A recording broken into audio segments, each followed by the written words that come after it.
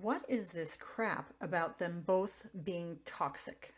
This is just about people who supported Amber in the beginning, and now that there is evidence that she is the abuser and not the victim, they can't admit that she lied to them, they believed her, and now they realize they were wrong. That the evidence in the beginning may have supported her, but now new evidence has been brought to light that not only was she not a victim, but she was the perpetrator all along. They can't admit they made a mistake believing her in the beginning, and they are reluctant to hold her accountable now. So they say, well, he was abusive too. They're both abusive. It was a toxic relationship. Two people who shouldn't have been together. No, this is not about two abusive people.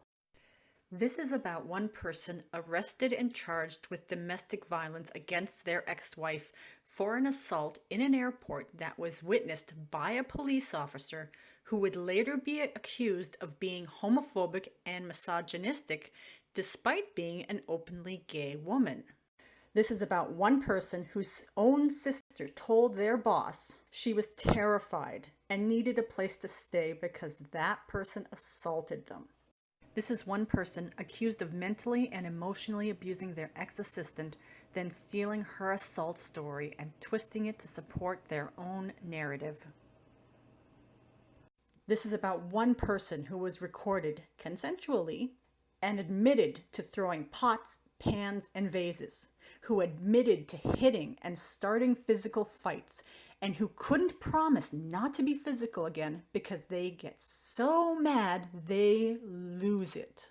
This is one person who accused the other of always splitting 37 times in one 2-hour argument, even when there was no physical incident. This is one person who hired a private investigator to investigate the other for any previous victims of violence. And that private investigator couldn't find anyone out of hundreds of people over 30 years say anything bad about their target. This is about one person who abused another human being, one who brought joy and compassion to every person he met, who supported numerous charities with both his time and his money, who was always thoughtful and supportive of family and friends, even his own abuser and her friends.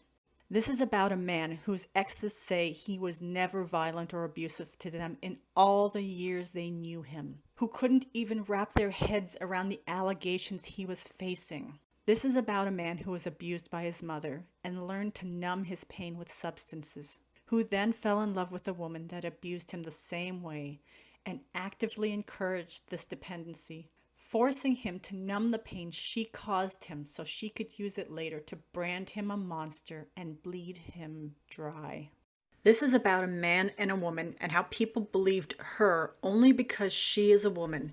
And no matter the amount of evidence provided, some people just can't seem to accept that a beautiful face could hide a vile monster. So they are desperate for any way to shift the blame back onto the man. This is not about two people who became something toxic together. This is about one woman who saw an opportunity to manipulate a man, rob him blind, and destroy what was left of him, all because she felt she had every right to do so. And she did it without an ounce of remorse or pity, and she had the assistance and the blessing of the public, the media, and the court system, all because she was a woman.